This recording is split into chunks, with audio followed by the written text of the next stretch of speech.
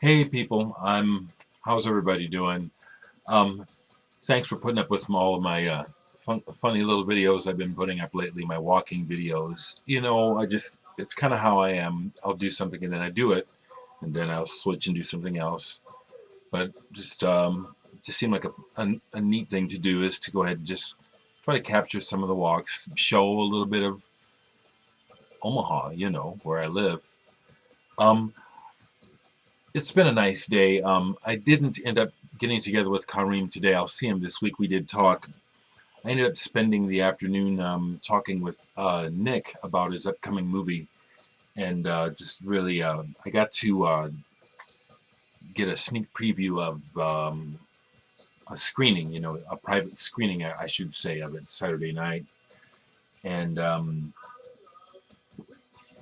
he was looking for input, and it's really cool to be able to have that, that experience. I've done movie work with him before, and I like it. I like that. I like that milieu. That's the word. Yeah, that working environment. It can be pretty stressful, but it's very creative, or it can be anyway. It can be a lot of bullshit too. But Nick is pretty creative, and this movie that he shot last summer in Africa. It's when it comes out. It's gonna be pretty cool. It's okay. So the main purpose of this video is I want to show, shout out to Stephan73, Stefan, my friend up there in Holland, the Netherlands. I was just hearing about Maastricht in the news. That's the place that I went. Is that in the Netherlands? Yeah, where they're not going to be letting tourists or foreigners in the coffee shops anymore. That it's going to have to be a citizen. Bit of a crackdown, and yeah, I can see both sides of it. You know what I'm saying? I don't live there.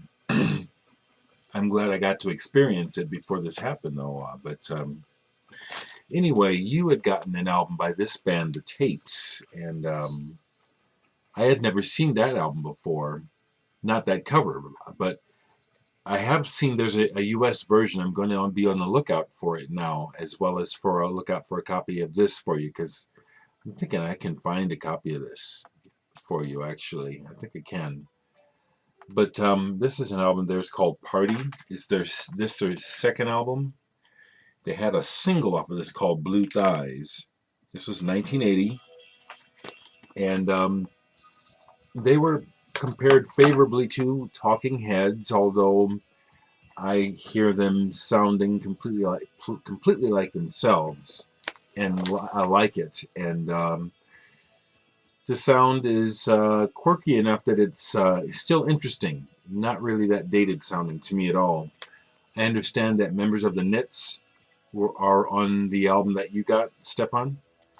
I didn't look close to see if they're on this one, but I really like this album. My favorite songs on here are Live Girl, Dead Girl, LGDG, and In the Crocodile's Mouth. That's a very, very cool song. It's a U.S. pressing on the Passport label, which was mainly known mostly for prog, but they would also do more modern kind of new wave electronic things at times. It was kind of a diverse label. An offshoot, I believe, of Gem Imports. Do I have that right? So just wanted to show this for Stefan and give you a shout out, everybody. Check out Stefan73 in the Netherlands. Quite the fantastic collection. I am continually blown away at what you find at thrift stores. Please. Just to round out this little bit of time I'm on, what I'm listening to is Bailter Space, Nelsh. I believe this is an Australian band on the Flying Nun label. And it's kind of got that oh, I'm not going to be able to describe it right now, but when I'm in the mood, I like this pretty well. I don't know, it does slightly remind me of Crime in the City Solution a little bit, actually. I guess maybe a little bit that means, no, not birthday party. I was gonna say maybe the Saints a little bit too, maybe a little bit. I like this. And something I listened to recently on CD that just still blows me away is Modern English's first album, Mesh and Lace. I think this is killer when it comes to English rock, whatever subgenre you want to put on it. Modern English's first album, I think, is excellent. I mean, it's really edgy. It's got that punky edge, but it's really also got this real soundscape type of approach where it's very interesting right from the very beginning all the way through. And it's edgy, up and down. Great songs. I was just listening to this, and this has some of their early singles as well on it, extra tracks.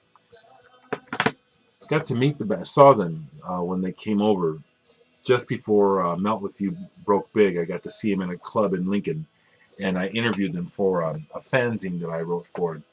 And Robbie Gray was really nice. You know, he was very ambitious, and he had a sense. I think I mentioned this in the past video, but I'll say it again. He had a sense of destiny. He knew that things were great things were ahead for them.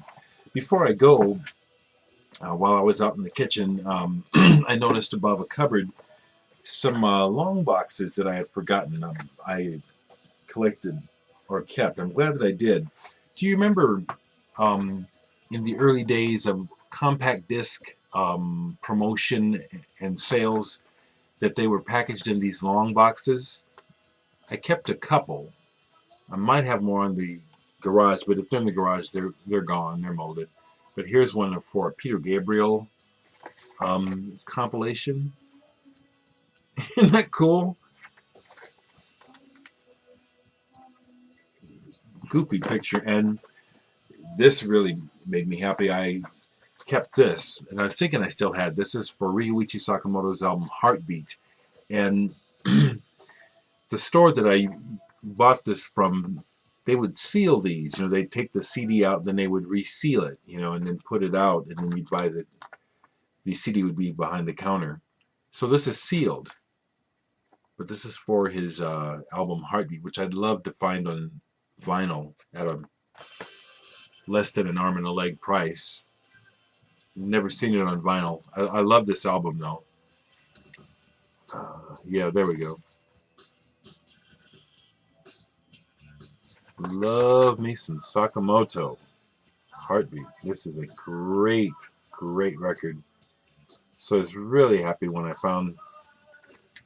There he is, and you hold it up, and there he is. You see him, Brother Sakamoto. Bad mofo. So, keeping it short and sweet. Got all kinds of things to do this week.